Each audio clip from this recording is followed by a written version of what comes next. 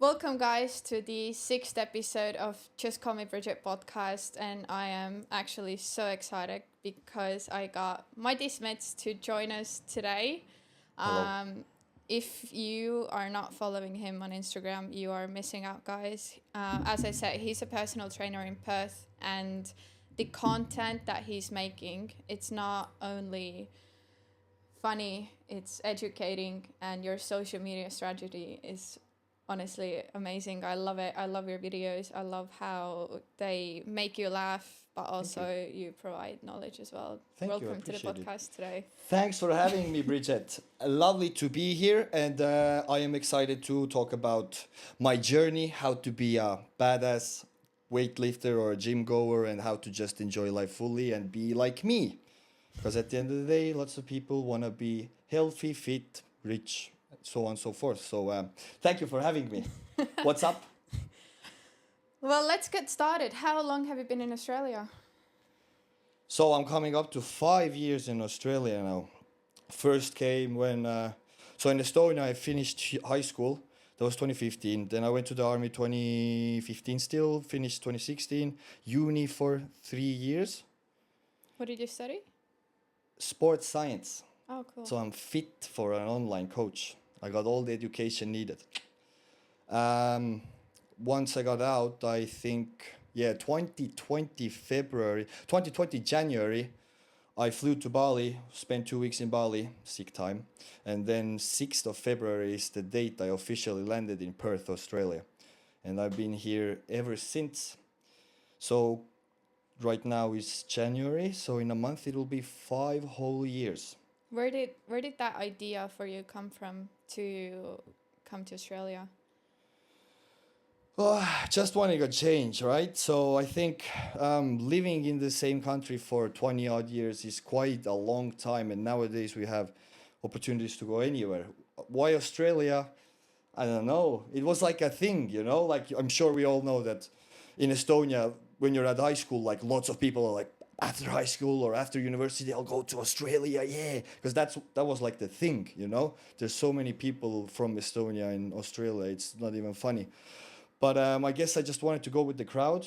And I remember when I told everyone that, and lots of people didn't believe me. And wow, that's such a big uptaking. Like, how are you going to the other side of the world? Like, what about your family and friends? To be honest, I wanted to get away from them anyways in the first place. That was the main reason, probably. Me being tied to my family and friends and them having, like, opinions about me. And, like, I was kind of stuck, like, needing to, I guess, deliver on their opinions and the expectations on me. That got kind of tiring. And also I think I was a bit depressed as well, to be honest with you, like too much partying and like the wrong group of people as friends or whatever, I don't know, cool people though. Just got really monotone, and change was nowhere to be seen. So if nothing changes, right? So you pack your bags, you go to the airport, and you fly to the other side of the world. Best decision I ever made in my life. Things changed instantly. I still, like, for the majority of my life, I'm 28 years old right now. For like 25 years of my life, I've been a lazy piece of shit, 100%. Like, I did put zero effort into my education and like my jobs and just what I want to be in life in general. That like it couldn't go on that way. So like for the last, after coming to Australia, me still procrastinating things and not knowing what I wanted to do, I finally think I found my passion, which is personal training, and that wouldn't probably have happened if I wouldn't have come to Australia. But what motivated you at that point to go and study in Estonia, sports? Parents, mostly. Peer pressure from parents. I don't regret going, but also I think I don't know where I would be right now if I wouldn't have gone to university. Quite a letdown of an experience, if I do say so myself. I was more expecting, like, to the 2000s, like American movies, how university and college is usually. It's not like that. Sports people are boring as hell. But mostly because after high school, it's normal to go to university to study something. I had no idea what I wanted to study, and to be honest with you, sports science was the easiest one to get into because it had physical tests, And I'm quite fit, you know. So like I was like, let's go there. I'll ace it. I'll get in, and then I'll be fine, and parents will be happy. Not to blame my parents, but I just didn't know what to do in general. So going to university was the next best thing, or going to Finland to put scaffolds up and stuff, which I didn't want to do. Yeah. So I don't know what I think. So how long was that time when you were still in uni and when you actually finished and came to Australia? Like, did you have a lot of time to prepare financially, or you sort of just came here with like no money and just high hopes?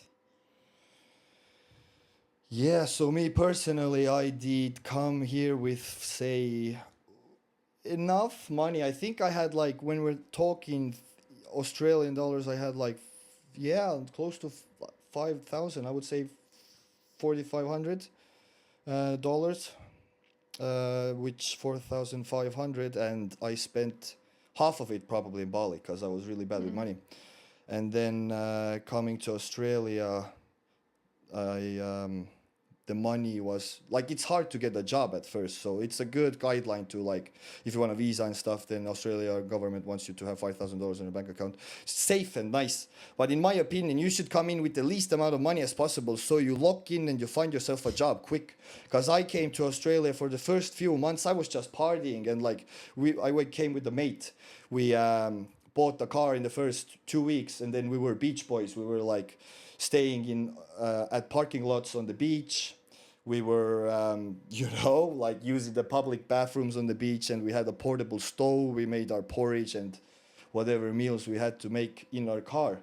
And when did I start talking about that? So like, that was my life, our life in that sense. And I wasn't even searching for a job, because I was just like, I was sometimes playing games on my phone and my computer while my friend was already actively searching for a job. So, and I knew I had money to get by for like a few more months probably, if I'm really good and diligent and save a lot. So I wasn't worried about that. So for me personally, as who I am and how I grew up and whatever, I would tell my younger self who comes to Australia that don't have much capital, because like, you won't go and search for things unless there's like real urgency, and the urgency would be like, you're running out of money, dude. Like, you cannot afford food soon if you don't get a job. So yeah, that would be one of my recommendations. So a few months went by. What different jobs have you done? So I came here when COVID started. So I came here February, and already in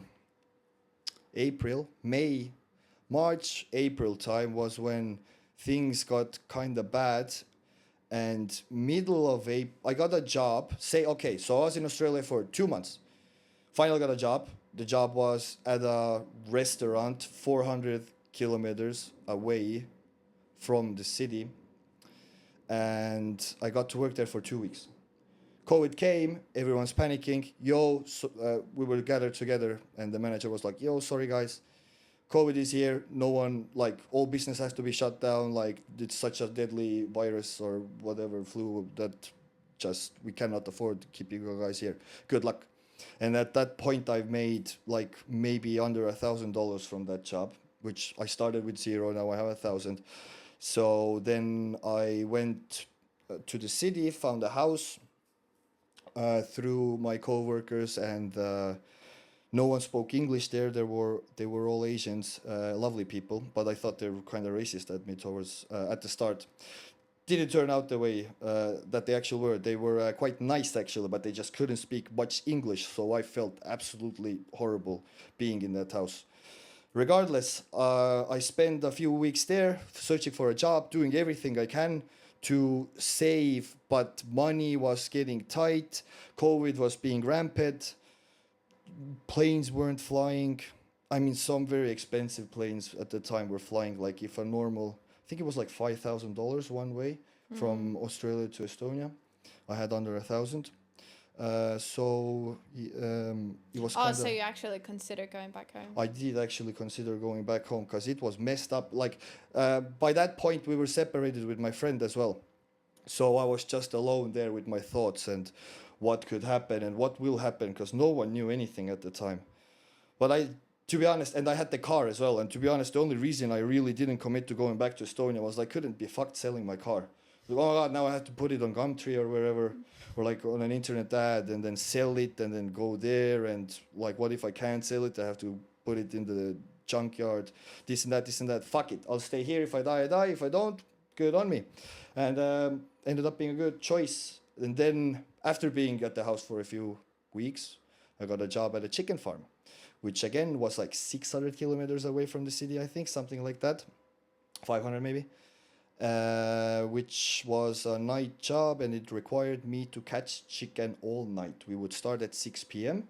We would go into a chicken shed. There would probably be like 20, sometimes 20,000 chicken in a big ass shed running around. And there were those little boxes, and we had to just catch the chicken, put them into boxes, take another bunch, open boxes, put the chicken in, close them, the whole night for, let's say, 6 to 12 hours, which was quite a good physical job. I got shredded as hell. But it was really hard labor in a sense. So I quit after 3 months, got my farm days from there, went to the city, lived my life a little, and then what happened? Wait. Story time.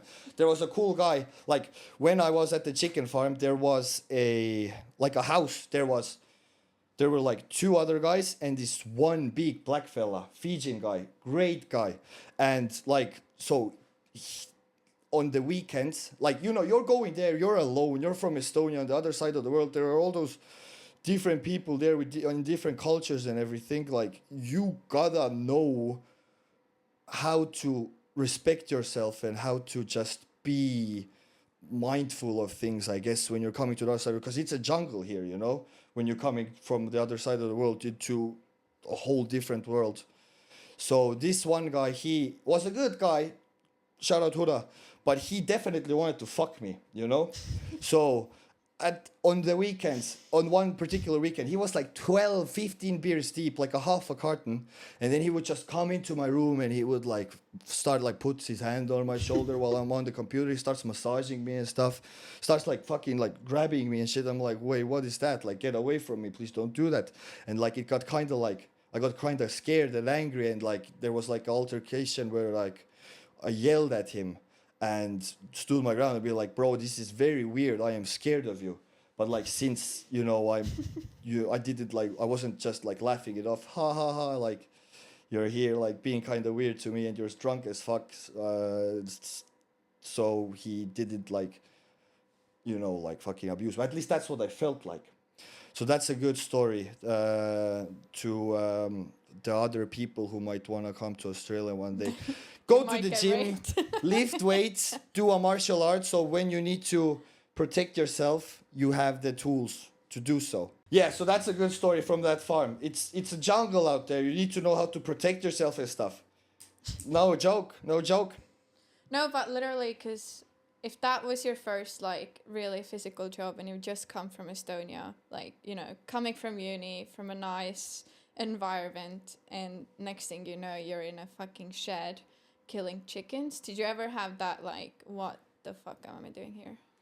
It was survival mode, literally, because there was COVID. I was poor. I didn't have friends. I didn't have a family here. Like, the roof over my head was about, like, the rent money was out to run out. So whatever job I got, I was like thankful, and I just adapted to it. The first few weeks I was dead. My legs were like, I woke up, my legs were so sore I could barely walk, but you just had to go and work because you had to make money to survive. You had to pay rent, you had to have food, you have to collect, you know, money. And since it was COVID times, their job or employers, they were just underpaying everyone because they knew everyone wanted to have a job. And so it was what it was, and it was definitely hard, but that's what makes you grow. And that's why most people would come to a country far, far away from theirs. They want some character development. They want to go through hard times so that they can be a better person, you know? So I got what I wanted from that, for sure. And that really made me a better and smarter person. Just being in the stumps, being at the, what's it called, being in the trenches, thugging it out. It was hard. I wouldn't want to do it again. I hated that feeling, but it had to be done, and it definitely grew me as a person. So after that, how did you end up starting your personal training? Yeah, that's a good question. Hey, so why do people do anything? Like what for what do we work? To pay the bills and die? So that's the path I was going at. So when I left the chicken farm, I started, like, I was a barman, or like a waiter / barman in the city. Wasn't very good, didn't like it, didn't like customer service. Did tarping, which is like, there's big piles of wheat in Australia at Australian farms, and then you would take like a big plastic bag and put it over them, and it was like a whole big thing we had to do. And again, it was early wake ups and late finishes, and it was just a lot of hard labor, and it wasn't just good. Just didn't want to do it. I wasn't good at it, so I didn't get any gratification, and like the money was good, but it just wasn't worth it for me. I wasn't happy at all. Then I tried mine jobs. I was a trades assistant, giving people, shoveling stuff and screwing things and hitting things with a hammer. Completely hated it so bad, and the people around me were like weird, I don't know, alcoholics and drug addicts. It wasn't a good environment to be in. So I had to bite the bullet and just, how do you know what do you want to do in life? Do any of us know? I know what I want to do in life because of the hardships I went through. But in order for you to know what you want to do in life as a young person, or whoever old person who doesn't know what they're doing, look at your YouTube history. Like, what do you watch? What videos do you watch in your spare time? What do you research about? Like, what web pages do you visit? And I'm not talking porn. I'm talking about like actual self-development topics here. So mine was gym and nutrition and things like that. So, and also, side note, after graduating from university in Estonia, I did a personal trainer course already in Estonia in person with my mates, but I didn't show up to the exams because I think I was drinking, so that didn't happen. But like, I already had something that I started but hadn't finished. So in Australia, it's stupid, but you just have to go through a course. You have to do a certification 3 and 4 in fitness. And then you can pretty much start your journey as a personal trainer, which is really convenient and really easy. You just got to pay like $6,000 or something, I think it was. Nowadays it might be more, might be less. And you go there, you show up, you pass your tests, and there you go. You're a personal trainer now. How long is the course?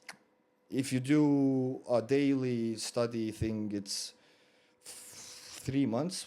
From Monday to Thursday was for me, 4 hours a day. For 3 months in a row. You can do it online, and you can finish it in a year if you want to do it at your own pace. So yeah, it's not very thorough, I guess. So, I mean, it is quite thorough. It's a lot of paperwork, but like, you lack the practical aspect of things. So that's when you start as a personal trainer. I think it's probably very similar to other parts in the world as well. You just do a course and you start as a personal trainer, because like, why does a personal trainer have to have university degree? They're just making people do squats and bench presses, and maybe say that protein is good for you, and maybe you don't have burgers every other day or every day, So I get that, but it's very saturated, the market, the personal training market, and anyone can do it who would have passion about it. But the main thing is passion, I think, because without it, you will not succeed. And being a personal trainer as well, how the system is set up, the gyms they won't hire you. You will be a contractor, so you will pay rent money to them for you to train your own people in the gym. So it's not like, oh, we're searching for personal trainers. We're going to give you 30 people you can train a week. So that's 30 hours, and we'll give you the money for it. You don't have to do anything about it. You just be a trainer. That doesn't happen much, because there's so many personal trainers. Gyms can pick and choose a lot. So the most viable option would be to sign a contract with the gym and start paying rent to them, so that they can potentially help you get clients, and then you charge them whatever you want. And build a business like that of your own. But you gotta realize when you start being a personal trainer, you are a businessman. You need to sell, you need to market, you need to do all that good stuff that is required for you to actually get people in front of you, because they're not just appearing out of thin air just because you look good. You have to put yourself out there a lot. So that's a that I didn't know. I mean, I kind of had an idea, but I wasn't really aware what I was getting myself into. But again, it's a good professional and professional development and character development as well. Yeah. How much roughly do the gyms charge you to actually use that gym as? $300 a week, which is quite a bit, you would say, because how much it would be on average a house you're renting nowadays? Let's say like a $600 or something, so 700, whatever. So that is half of the house's rent, which is quite a bit. But that being said, you get really good at what you do, and eventually you charge people the money that your time is worth. That might be only like 3 people a week you have to train to pay for the rent over there, and then everything else, all the other clients that you're training, that you got through your marketing and sales, is just a bonus. So the sky is limitless in that sense, but you probably couldn't train more than like 50, 60 hours a week, because like it's a lot of work, and you have to be on top of your game. You have to be fresh, and you have to make sure that the client doesn't get injured, and then that they're always in the zone to work out and give it their best, and you have to be high energy. Well, at least for me, you don't have to. There are bad personal trainers as well who are just there like, well, pay me my money, do this, do that. But if you have to give an excellent service, then you have to be on top of your game, and that is draining. So I forgot what you asked. So as soon as you started renting out the gym, did you start doing social media straight away? Because you realized like, well, now I need clients. Yeah, no, well, how it worked there, and I don't want to talk about it too much, but like they are giving you mobile numbers that you can call. And I hate calling. You're like, hey, I'm from this gym. Like, how's your training going? I'm actually here for your money. I don't care. You know, so I didn't like that system, but that's like how they are, reasoning with the person who wants to start as a personal trainer. Like, you pay us this much money so you can rent out our facility, and then we also help you with the leads. So that's how it is. I didn't realize that I needed to do social media a lot until like last year, really. Because I don't know, I guess I care too much what other people think of me, and I don't want to seem stupid on social media. None of that stuff. So I'd rather, instead of embarrassing myself, I decided not to do stuff. Which is stupid. Like, who cares about other people's opinions anyways? They're all stupid anyways, you know? They cannot be that much smarter than you. So I let that be fear was a driving factor for me why I didn't post much on social media, but it has all changed now. What made that change for you? Urgency. Like, oh my God, I'm not where I want to be, and I've been doing it for a while now, and the system that I'm doing isn't working. Well, I got all right money. I got by and saved. But, you know, like once you've done something for a while and you see the numbers going up slowly, you're like, oh my God, when will I reach like my goal yearly income or whatever? So you have to change things drastically, which I did. And being a personal or online whatever coach, anything actually, nowadays, any profession, you have to be online, because the real money is on the internet, as we all know that, you know. So urgency was the thing. Like, oh my God, everyone else is doing it, why did I start so late? And I'm still not locked in to this day. Like, I need to post way more, I need to record way more, I need to edit way more, I need to be on top of my game about the new research that's coming out, or like don't read research, but I just like follow people who read research, and then like I look at other different people's opinions, and then form my own opinion so I can spread it around the crowds. A lot of, once you realize that, okay, I'm going online, the workload that you have to put on yourself will like tenfold. Like, that is a lot of work. You have to always be working, which is a good thing, because, you know, otherwise everyone else would be just of the same success as you. Because so when you're working a lot, not many people are willing to do that. But when you have urgency that, okay, I need to have a lot of clients, I need to be very smart, I need to work 12 hours, 14 hours a day, that will eventually pay off big. And you'll be better than others, and that's what it's all about. So you started social media, and like anyone who follows you like can obviously see that the marketing strategy that you've chosen is through like comedy. Comedy-ish. Kinda, yeah. Is that what works the best for you? And is that what brings the most clients for you? Because they can see that like you have that knowledge behind it, but you're also... There's not a lot of knowledge on my social media right now. I do it because I enjoy doing stupid stuff. I enjoy making people laugh, and that's one of the things that like drives me to do things. I like to evoke a positive emotion in the person, in a person, I guess. So that's just what I enjoy recording and editing. But I need to put out more educational content, because I also do know quite a bit about you getting in shape, just the nutrition part of things, how to like regulate your mood through foods, and like how good you feel when you're actually training and sleeping well, this and that. But it's just boring, you're talking to the screen and you're giving out information, but I guess I can just put my humoric twist to it, which I'm kind of doing, but I need to do more of it. So to answer your question, it's probably not the method that gets me the most amount of followers and clients, but it's something that I enjoy doing. And if you enjoy doing something, then you'll keep at it. And eventually, if you've done something for a long enough time, you'll probably be very good at it. So that is my goal right now, to just be very consistent at the things I do and build my empire, so to speak, online.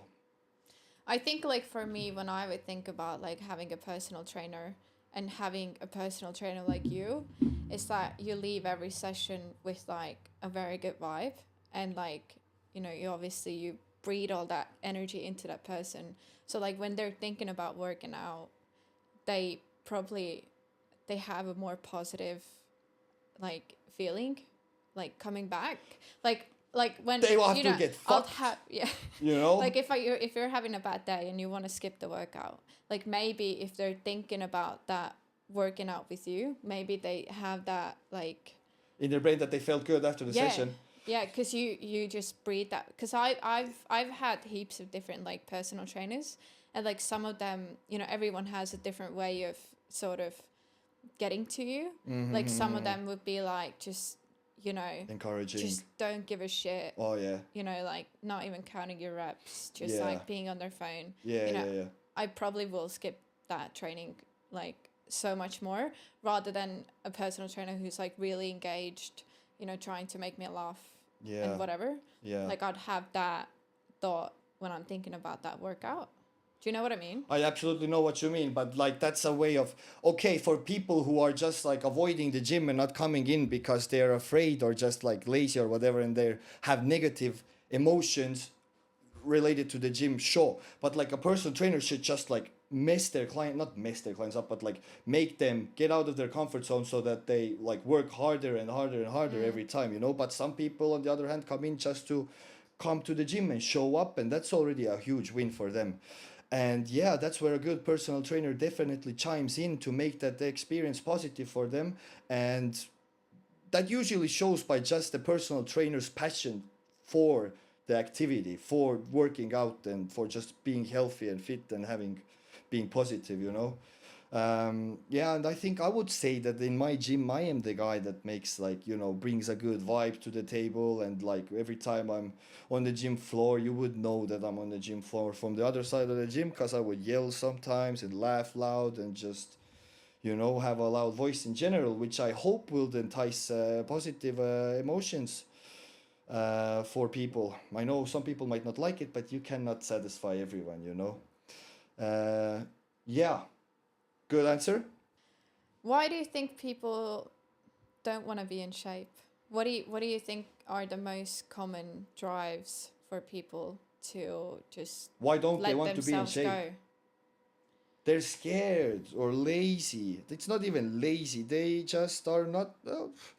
I guess they're satisfied with themselves. They look in the mirror, they're fat or out of shape, and they're like, yeah, whatever, I don't care. I have other aspirations in life. Like I have money to make, or I have to, have money to make is probably the first and foremost thing why people let themselves go. Or just they're depressed, like they're too addicted to video games or alcohol or drugs, or just too addicted or too tied with the past. So yeah, I'm thinking that it's probably just a lack of, I mean, they might not even know how good they might feel once they start working out and getting in shape, because maybe they've never been in good shape. So it's a whole uncharted territory for them. They're like, whoa, what's a bicep pump? Or like, whoa, like what? Why all of a sudden I have energy throughout the day? Like, how does that, like, they don't know that feeling, so they're not even gonna try because they're discouraged, because it again, then they have to probably eat less junk food and maybe go to the gym where there's other people, but they're used to staying at the room all day ordering Uber Eats. It's a whole different world for them. Yeah, and I guess when the time is right, many people might start picking up the gym and eating healthy because they're so disgusted with themselves, and other times the people just will be deteriorating through severe health conditions like diabetes and high cholesterol, heart attacks, stuff like that, when they don't look in. So I don't know, it's their choice to go to the gym and start doing things. But mostly, many people will pick themselves up and start going to the gym and being uncomfortable because they're just so fed up with themselves, I would hope so, that would be the case. Do you have a lot of clients who come there with all that motivation and then 3 months go by and you never see them again? Or is it more that the majority, you get them started, you sort of show them what to do in the gym and they keep on going? What would you say is like more of the scale? Is it more of the people that they just drive on that instant motivation, like new year, new me, and then give up? Or do you reckon all the people that you've trained, they now live the lifestyle? Some do live the lifestyle, yeah. A lot of people, they stick with me for quite a bit, and some people, they don't stick with me at all because they just, like, I guess, what's the word? Characters clash and, like, we don't get along or whatever. But mostly, on average, I would say that the people who come to me would continue working out for, let's say, another half a year or a year. Then they're gone from the face of the gym. I would say, yeah, because like they just, they go by their own. They have whatever, like they're used to coming in with the trainer, and they don't have a trainer, so now they start disappointing themselves by not going to the gym, and then when they break habit, it becomes normal for them, and eventually they'll probably be back where they are. For a few people, but again, as I said, on the other hand, some people will just carry it through for the rest of their lives, hopefully. But a lot of people do fall off, and it's that lack of accountability from a person waiting for you at the gym, like, where are you? Our session is about to begin. It's really easy to let yourself down, isn't it? No one else knows that you're letting yourself down, only you, and you are the most important person to not let down. Yeah. What would you say are like the biggest common mistakes that people make when they want to get in shape? When they want to get in shape, common mistakes. Or, just when you've already like worked out, you want to like build muscle. Like, what can you see that people keep on doing, and maybe it's just a lack of knowledge, or... I don't know, maybe going too hard at the start and then burning yourself out quickly. That's probably one of the things. I'm going to do 5 days of cardio a week, and I'm going to go to the gym, hit weight 6 days a week, and I'm going to have eggs for breakfast, steak for lunch, and a salad for dinner, and I'll do that. I'll lock in, I'll lose the weight in 2 months, and I'll be so happy with myself. Which sometimes might happen, but then once you stop being that disciplined, then you will gain a little back, and then it's easy to go back into the habits. People want to start really quickly and get results so fast for no apparent reason. I don't know why. It's like there is not enough time for sure, but like it isn't a marathon which like you get to a point and then you can stay there forever. The longer you go to somewhere, the longer you are practicing those habits over and over and over and over again. Like if it would take you a year to get in shape, your habits have been set in stone. Like you're doing your, I don't know, morning cardio, and you're prepping your meals ahead, and you're like on a rigid schedule, and it becomes so normal for you throughout the year that you did. Versus if you got in shape in 2 months and then you stop, then what happens? Your habits have not even molded into you, so it's very easy to just break the habits and then fall back where you started from. So that's one thing, going too fast. Second thing, trying fat diets, but like keto and carnivore and stuff, like they all work. Just going to the extremes of like cutting out food groups and like doing a lot of cardio all the time, again, leads to a quick burnout. I think what people lack or what they do wrong is they follow, it's like paralysis by analysis, paralyzed by analyzed, and it's like overthinking everything.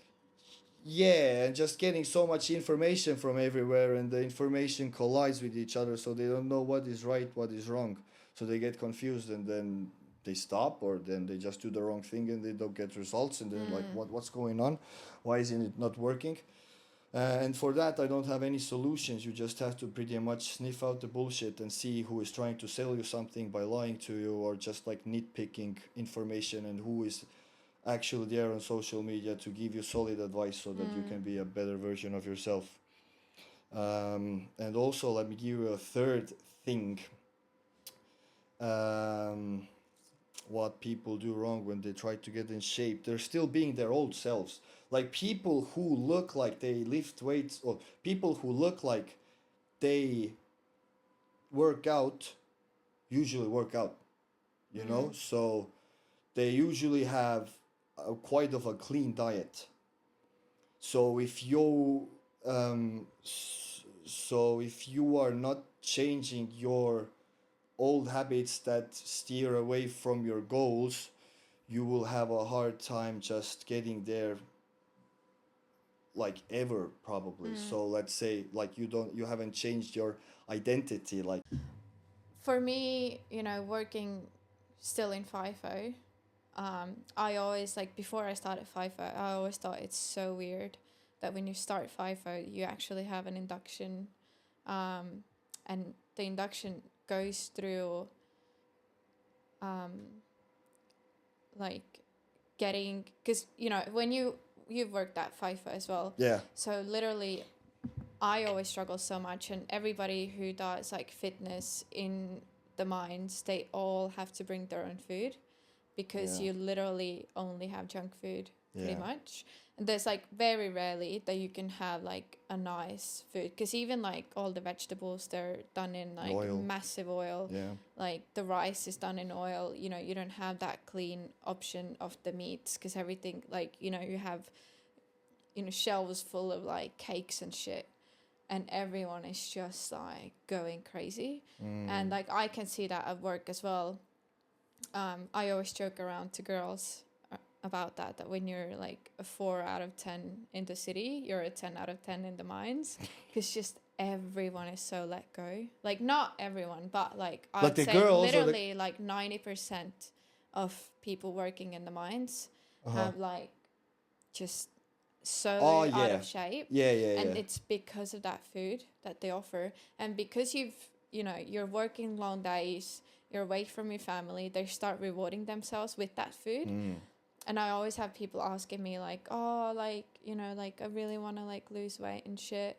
And like literally as soon as they finish that sentence, they bring out like just a bag full of fucking cookies and shit. And I'm like, dude, like you literally just told me that you want to lose weight, and now you're still like just having 10 cookies and you're like, it's hard. You're sad. You're working 12 hours and you're in the middle of nowhere with people you don't even know or like. It's hard to stay away from the thing.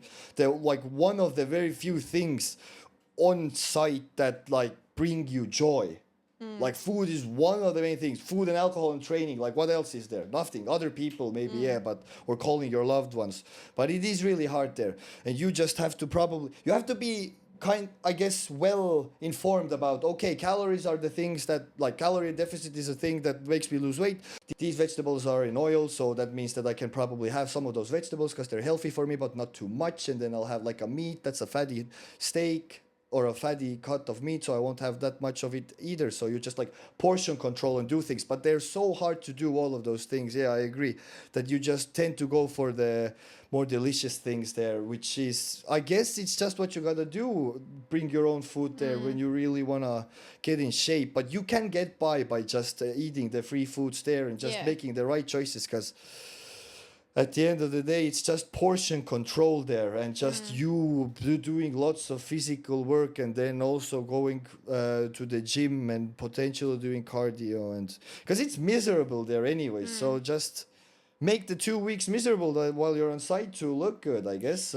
But it's so funny because people are always, like you said, they're overcomplicating things.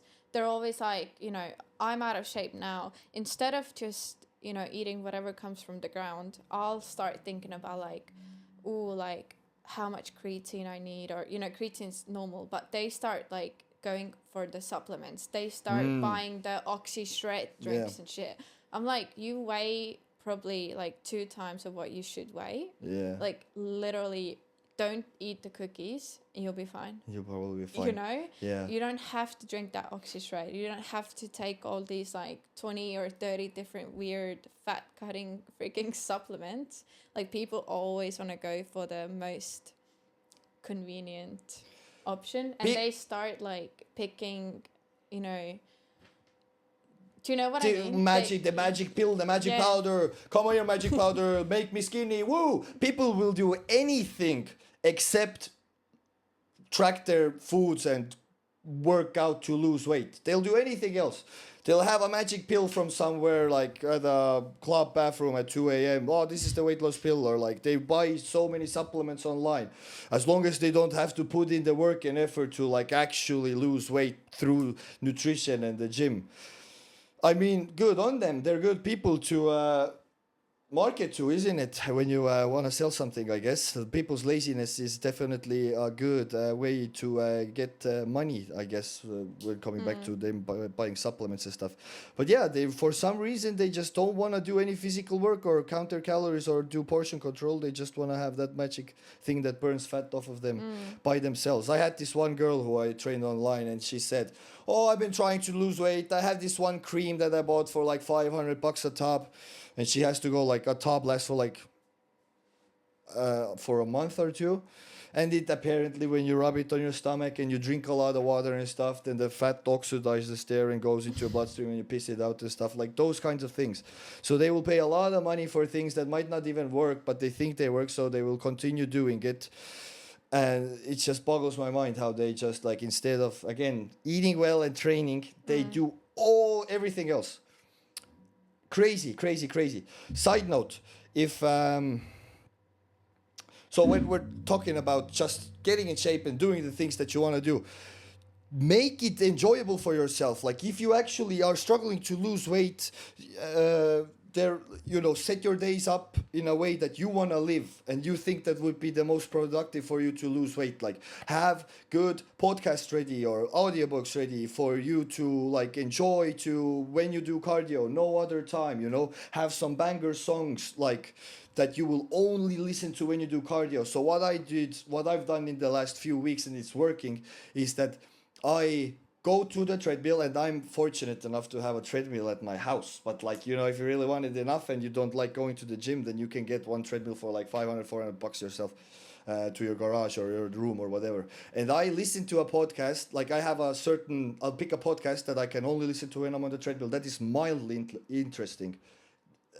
that like keeps me on the treadmill. And then once I reach that, like let's say I'm doing cardio every day for 30 minutes, once I reach like 25 minutes and I'm like, okay, the ending is near, I'm good, then I put my like the songs on that I just enjoy listening to. And then once you listen to those songs, they give you that dopamine, and then you're there, and all of a sudden you have more energy, and now instead of 30 minutes you do 40 minutes of cardio. It actually works. It's crazy. Actually it works. Well, it works for me, and that's a very good tactic. So, and the other thing is, that's what's actually one tip that I just wanted to share, because I thought it would be good for people to hear. Implement that. It works. For real. And what about realistic goals? Because like you said before, the most common reason why people quit eventually is because they set out the most unrealistic goals for themselves. So like, let's say, you know, summer's like 5 or 6 months away.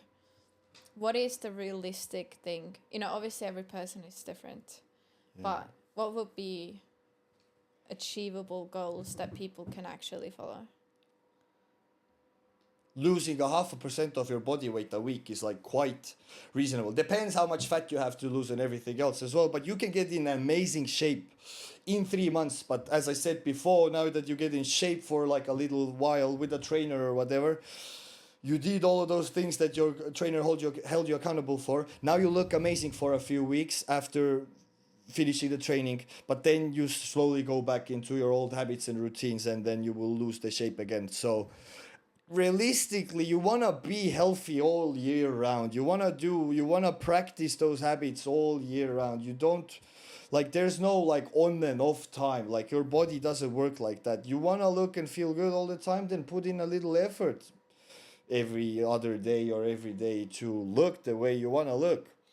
I think that a realistic time frame, as I said before, like a year, like if you want to build a not unrecognizable version of yourself, but like a significantly better looking version of yourself, like it will probably take like a year or two to like actually build that extra muscle and now lose that fat and just like, you know, look like a more trim version of yourself. But if you just talk about weight loss, say you're an 80 kilo weighing male, like, and you are fairly overweight, you're 100 and I don't know 70 centimeters, 80 kilos, like you could probably lose in a month. You could, if you really look in, you could lose like 3 to 5 kilos a month, and you do that for like 3 months. Now all of a sudden you're like 12 kilos lighter.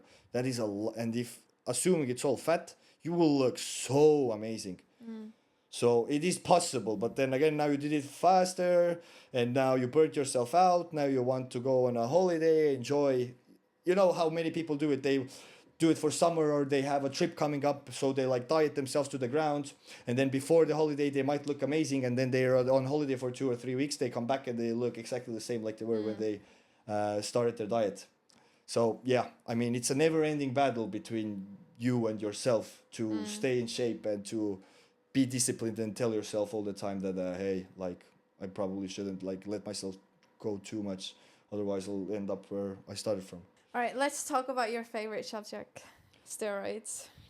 And no, before you start, I have, I think, like 2 or 3 different views that I look steroids from. One, which is very concerning to me, is how freaking easy they are to get for children. We've all seen those videos on Instagram where some of the guys are like, no, I'm 16, but they literally look 30 already because of steroids. So I wanna touch that from youth. Like, how bad is it before, when males start doing steroids way too early? And then, you know, for people that do steroids because it's been prescribed, because I think people always say like, oh, steroids are so bad, but steroids are literally medically written out medicine for a lot of males in our culture. And then also for like bodybuilding, because you cannot get in such a good shape without steroids. You cannot compete without steroids. I don't think there's many competitors in the bodybuilding world that doesn't take steroids, because you cannot look that good without it. Like, you can train. You can look amazing without them, though. Yeah, but if you look at someone who's trained for like 5 or 10 years and he's locked in and he's not taking anything, he won't look nearly as good as someone who's taken steroids and been locked in for a year. For like 3 months. Yeah, true. That might be true actually, yeah. But well, to your points, there are like natural federations that just hold natural bodybuilding shows, and they're probably apparently all natural there. Some do cheat though. And just wait. So do you want me to touch the first, which is when young Talk people? about minorities, yeah. So definitely not a good idea because your brain hasn't fully developed yet. Your brain, like for males, the brain is like fully developed on average, like at the age of like 25. So everything you do before that, drinking, drugs, steroids, whatever it is, it will probably significantly alter your development of the brain, slow it down, so to speak. And also your hormones are popping so well when you're at your like when you're 16, your balls drop at like 12, let's say. You start producing testosterone, and that is the exact amount of the testosterone that you need in order for your tissues to grow when you developing those male characteristics and everything. And now you add synthetic anabolics on top of it, you will mess yourself up for life. Potentially, maybe not, maybe it's a good choice, I'm not telling it is, but maybe it won't do much for you and you will, you know, look amazing and feel amazing, but eventually you will suffer the consequences. For people that have never, you know, heard Another about steroids. What do steroids do? Well, they do build muscle. So what is a steroid? Let's talk about the main king anabolic steroid of them all, which is testosterone, the male hormone, which is largely there. Well, people use it to build muscle, but it also has cognitive benefits. It makes you feel better. It gives you more energy. It makes you more manly. It might grow your beard out more. It shrinks your balls. It does a lot of things in that sense, but everyone uses it to just be like, the main thing is to have more muscle. That it does, so it increases muscle protein synthesis. So you recover faster and you build more muscle when you're recovering. And it makes you feel better when taking the right dose, which is like whatever, I don't know, I'm not giving medical advice, like let's say double your testosterone.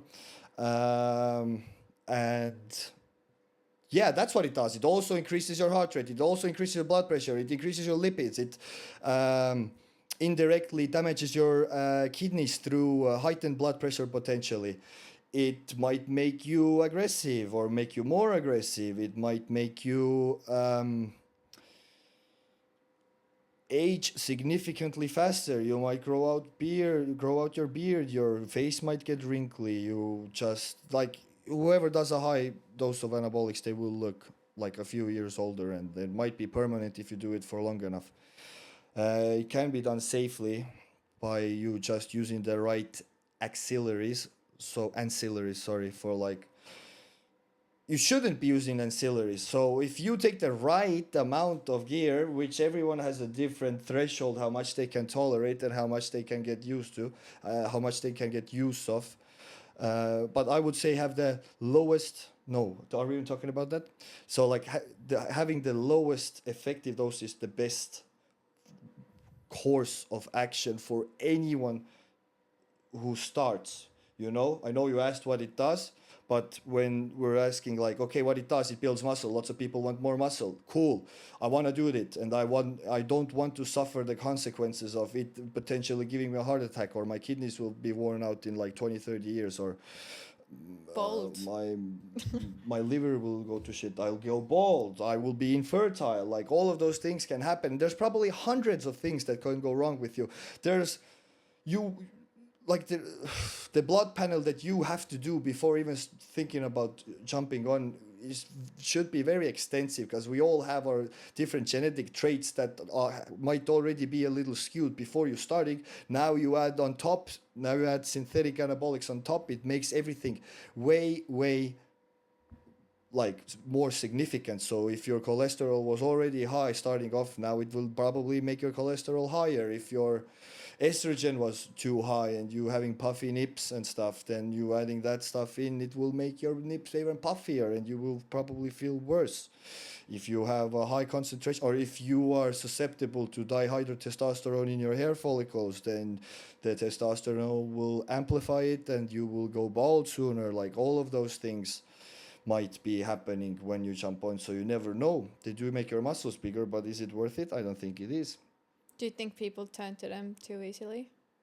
I think that people will nowadays, for sure, with social media and people showing off their amazing gains without any repercussions, people definitely want to jump on and do the things, and they want to do it without putting in much research and actually thinking things through 50 times. Like, looking good isn't the answer to all of your questions.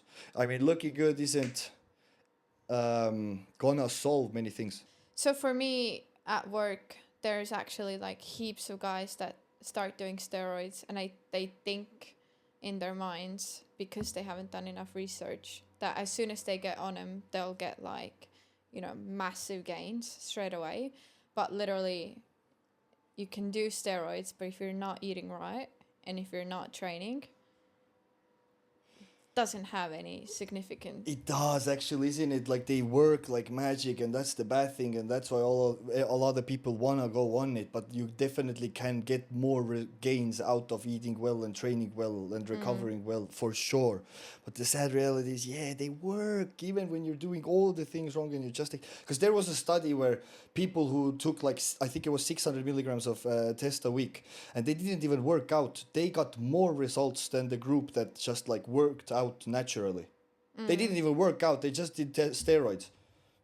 They got more gains, more muscle mass than the guys who didn't do any steroids and worked out. And even I think they got more gains than people who did a little steroids and worked out. I'm not sure about that, don't quote me on it, but yeah, it does work. I'm not saying that you should do a high amount of steroids, but like, they do work, sadly. And that's the scary part. And why is it scary? Because if you do it for a long time and you do a lot, you are definitely going to compromise your health. And what are the things that might get skewed is, say, your lipids, so your cholesterol. When you jump on, usually your good cholesterol will go down and your bad cholesterol will go up. How can you combat that? Is by eating well. So people tend to, again, they go on steroids, they see gains, they eat like shit, but they're like, oh, it's all good, I'm still making progress. But like inside, they're like slowly killing their heart, and like their blood is like more thick, and there's like more LDL particles roaming around, wreaking havoc. So you just need to you need to have more fiber, so that before the cholesterol molecules reach your gastrointestinals and get reabsorbed into the bloodstream again, that fiber will take those bad particles and take them with you into your small intestine when you poop it out. And also there are other medications for it that will reduce your bad cholesterol and increase your good cholesterol, like ezetimibe.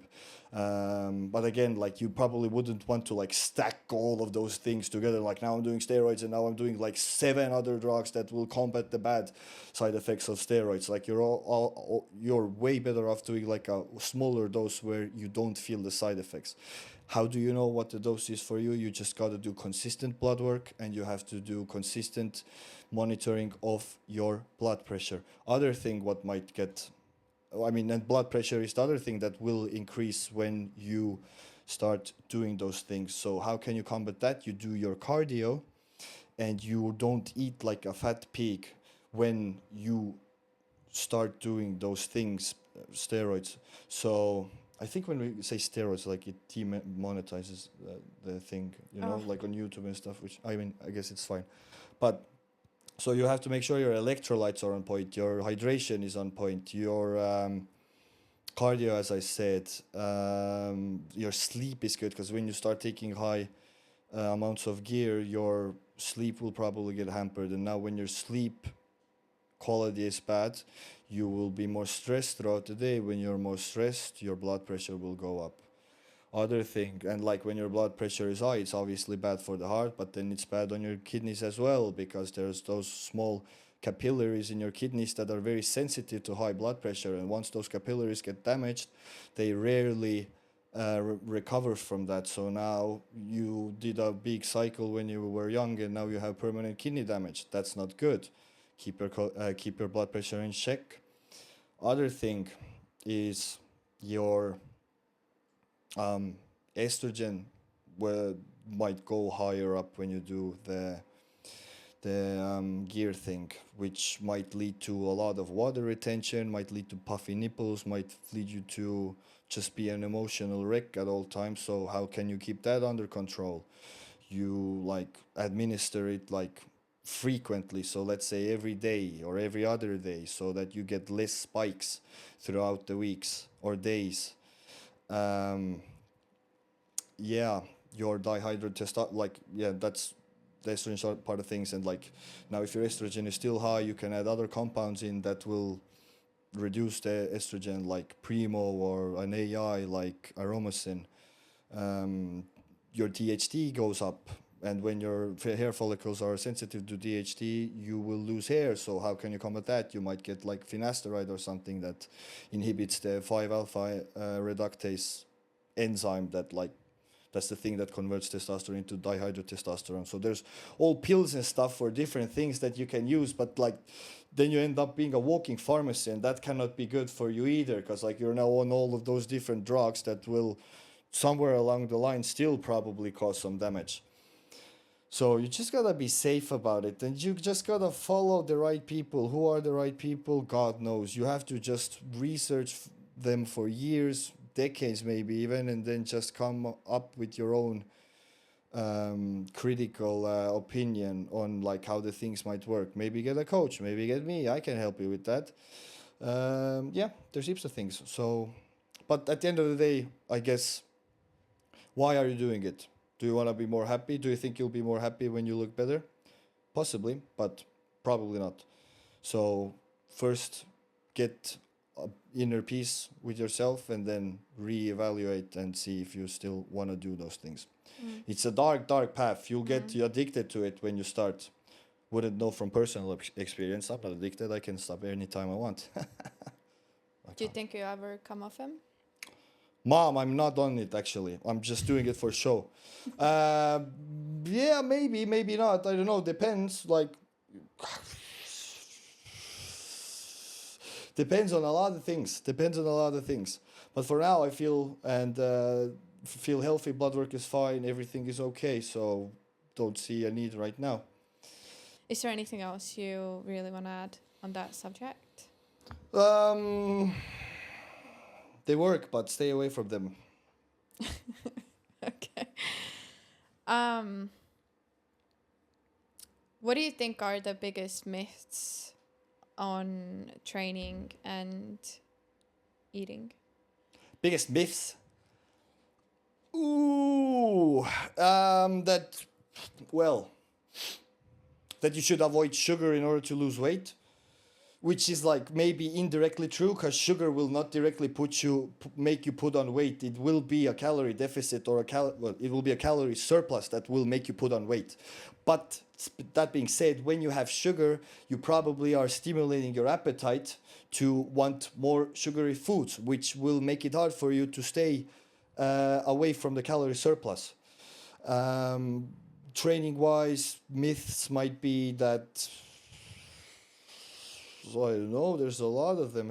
But at the end of the, I don't know any training myths, so to speak. It's like you can read all the bullshit, like sniff out all the bullshit training myths. People come up with so weird exercises that like this will get your booty so freaking big. But they're just trying to sell you something, online, who would say such things, which is fine, I guess, and it might make your booty big if you haven't done like a movement pattern like that, and then you just like hammer the same exercise for like 2 months in a row, and you get really good at it, and you feel the muscle well, then you will, and you get stronger at it over time, then the exercise will make your booty grow, for example. But at the end of the day, it's like, what exercise do you enjoy doing? What exercises give you the least amount of connective tissue stress, like the least amount of joint pain? And what exercises can you load the most? Like can you get stronger on like over the weeks and months. Those will be the exercises that will work best for you.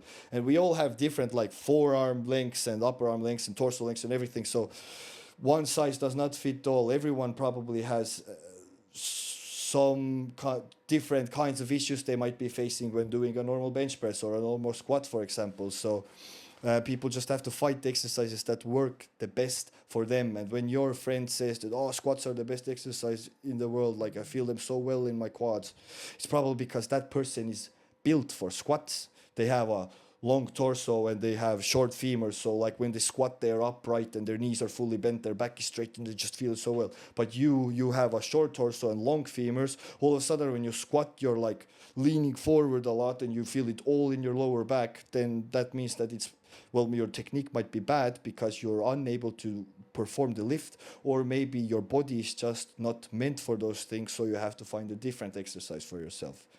Yeah. If you enjoy doing an exercise, it's probably a quite solid option for you. Yeah, I don't know any training myths though. Like eating myths, it's like, yeah, like you, like a lot of people are like, don't eat carbs if you want to lose weight. And again, indirectly, it's true that if you don't eat many carbs, you're spiking your blood sugar less, probably making you less hungry, therefore making you eat less foods, therefore keeping you in a calorie deficit. So, and it works for me. I have less carbs on like phases where I want to lose more weight, and it definitely works magic. Not magic, but like it makes me just less hungry. Like if I have, and it keeps my energy levels better as well. If I have like a big bowl of like rice and chicken, or not even rice and chicken, like a big bowl of cereal, very high in sugars and carbohydrates, then I will feel hungry again in an hour, even though like my next meal is in 3 hours. But on the other hand, if I would have a big salad with like steak, it will keep me full for like 4 hours, no problem.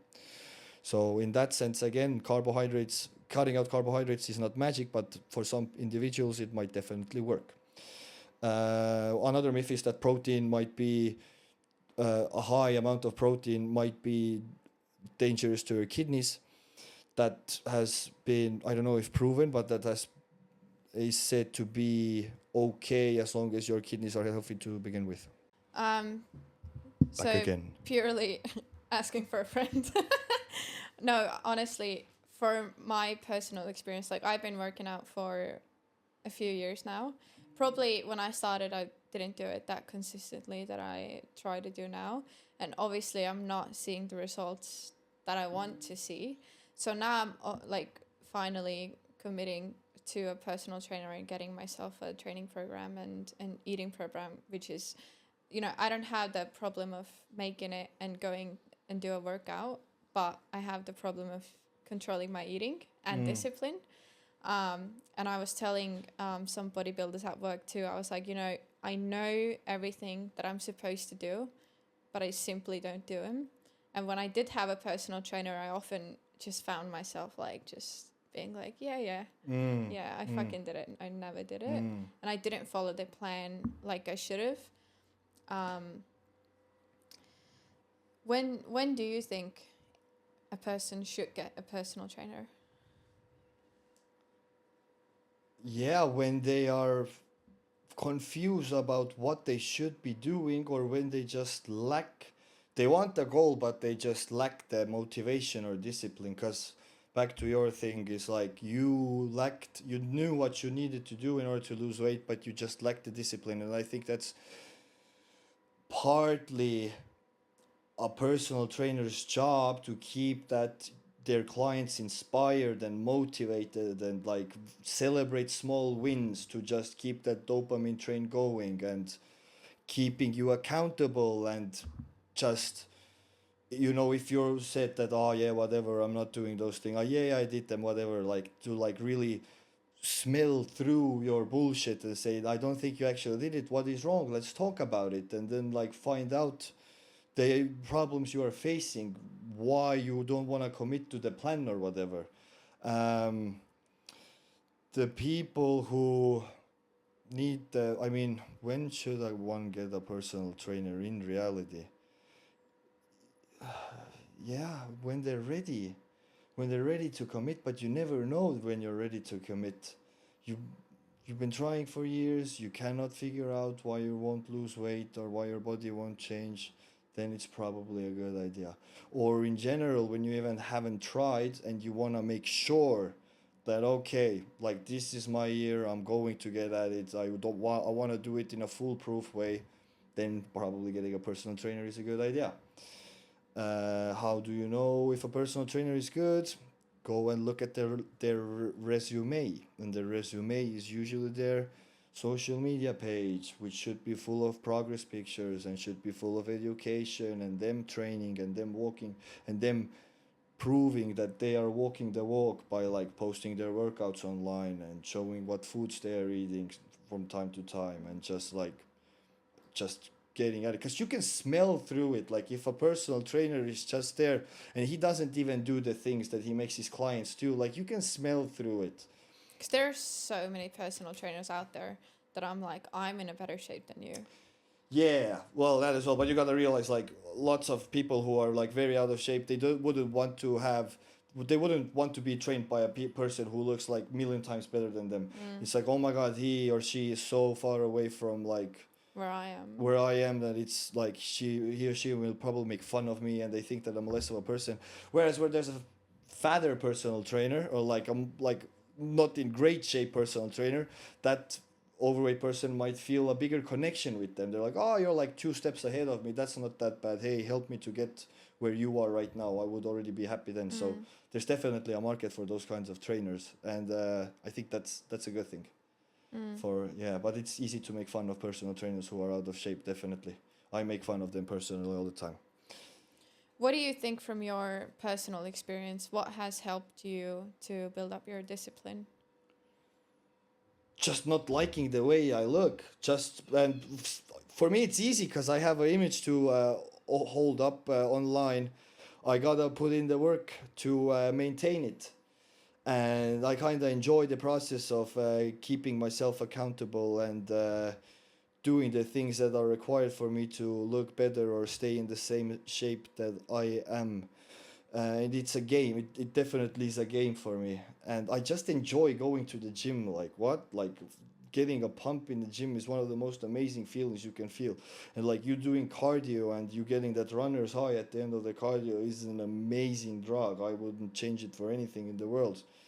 And also just the discipline part with eating. You just saying no to your cravings and going to bed when you're slightly hungry is a powerful feeling as well. You're in control, not your cravings or your fucking eager, whatever it is. Yeah. So, yeah. Because you've shared a bit online about like a few books and podcasts that you listen to. What do you have any like book recommendations or just social media pages recommendations that you up to? Or even like what are some of the like non-negotiables for you in every day to keep you accountable for yourself? Is there like a specific, I don't know, time slots that you follow or specific things you do every day to sort of like remind yourself why you're doing it?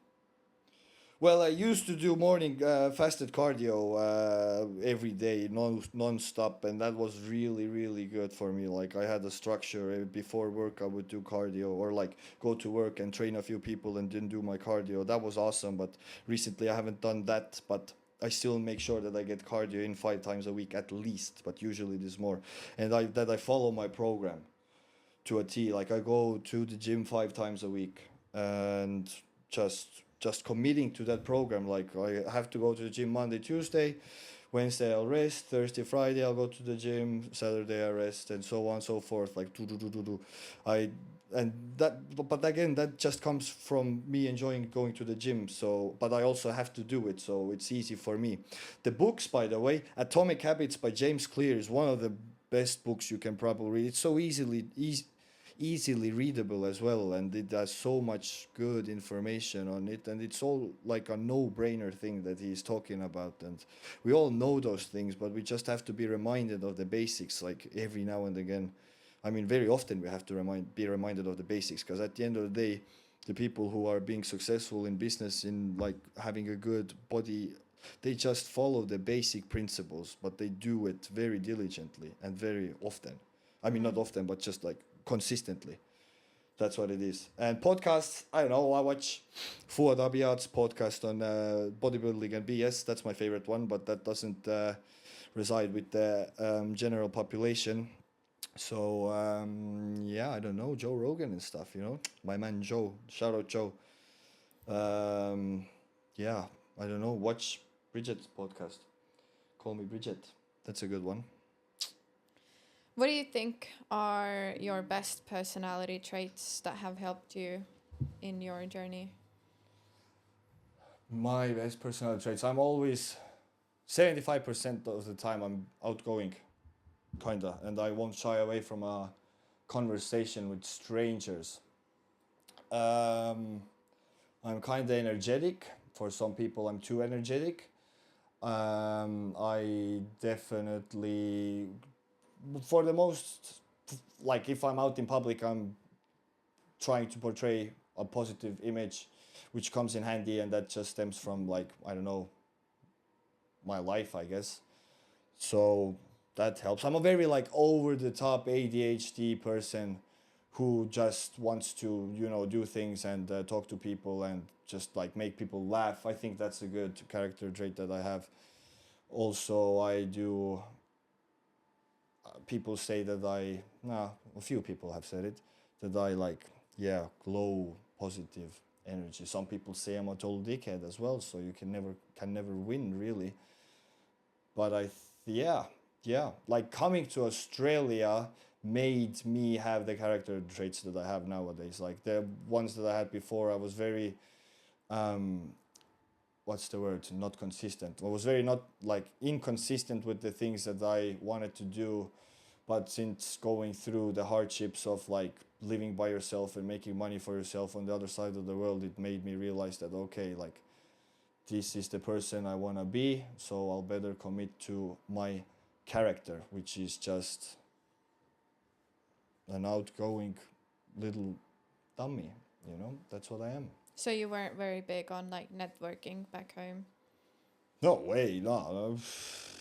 Not well, in a sense, like when I went out and partied, like, I tried to make new friends, but that was the only time I really tried to make new connections. Nowadays, I don't really drink at all, so wherever I can, wherever someone gives me an opening, I would go and talk to them, like maybe on the gym floor, because at the gym I work out, it's really easy for me to strike up conversations with people because I'm a personal trainer there, and it wouldn't be weird. It wouldn't be weird in any other gyms as well, but yeah, that's what I do now. What are your plans for this year? Anything exciting? Any plans? Any goals? Biggest year so far. I'm mostly moving online, and I may be changing gyms or maybe just quitting training people on the gym floor altogether and just moving my business fully online so I can be a full-time content creator and an online coach. So big things are coming in, that's for sure. I'll be posting way more, giving way more value than I used to in the past, and just making people laugh and entertained. So that is, yeah, a very big goal of mine in 2025. Definitely will pull through with that. And you recently bought a house. And I did recently. Congratulations, yes. That's a big move. That's a very big move. That's huge. Lots of financial burden now, but I am all up for it. Finally, my own place. And when will you have your PR? This year, hopefully. I've been on a bridging.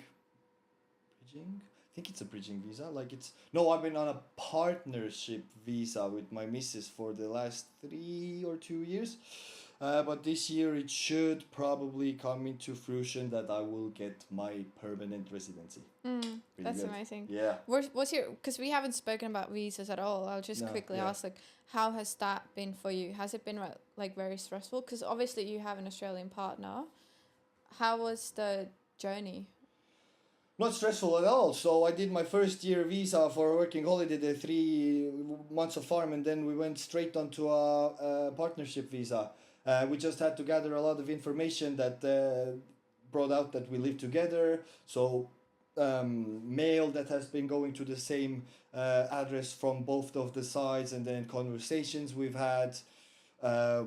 on Facebook, like between each other. We had to have screenshots, and then we had to have pictures of us together and us with the same friends and so on and so forth. And then like a whole bunch of other documents that my girlfriend all took care of for me. I just paid the money for it. And how expensive was it? that was like $8,000, maybe $10,000 all together. So now you have to do the English tests and stuff? I think so, yeah. Like, not even an English test. I think it more asks about like the culture of Australia and things. I'm not really sure like when's Australia Day and like what happened at the Great Emu War or something. I don't know. But like I don't think it's like necessarily a grammar test. I think it's more of a what's it called? Like, yeah, Australian culture thing. So are you planning to give up your Estonian residency and fully become a citizen here, or are you gonna? I don't know. I don't know. Hopefully, there's ways around it. Stay on PR. Say again? Stay on PR. Well, on PR, I still get my license. I mean, my passport of Estonian passport. But when I want to become a citizen, then I have to give it away. Maybe or maybe not. I don't know. Well, hopefully, there's loopholes. Yeah, I don't think we can have two passports yet. That's what I heard, but also I heard that some people have two passports. Estonians. Yeah. All right, just to finish up, if you could share just one message with the world, what would it be? Be happy. Find out why you're unhappy and then just work on it and do the things you enjoy, spend time with loved ones and focus on something greater than you. Have a purpose every day you wake up, have a goal, work towards the goal and find fulfillment in that. I think the main thing in life is to be happy, to have great offsprings and then move on. Like have children and then give the experience of life to them and move on and die. That's what, but you want to be happy when you're at it. I think that's the main thing, isn't it? Yeah, I think that saying goes like, people never lived. Like people are always like holding themselves back from actually living the life they want to. They're just so stuck in they're so stuck in other people's opinions and stuff. Don't care what other people think. That's the main thing as well. Don't care why do you care about other people's opinions? It doesn't exist. Do what you want to do. Go out and record your videos. Don't be shy about it. Go and work if you paint pictures, do things, do yoga if you want. Stop letting other people's opinions stop you from living a fulfilling life. Yeah. Awesome. Do it. Do it. Well, thank you for coming to the podcast. And if you haven't yet, please follow Madis Mets at Instagram. Madis Mets, double S in the middle. Madis double S Mets. Instagram. Do it. You won't regret it. Well, thank you. Thank you for listening. Thank you for having me. Ciao, ciao. Till next time.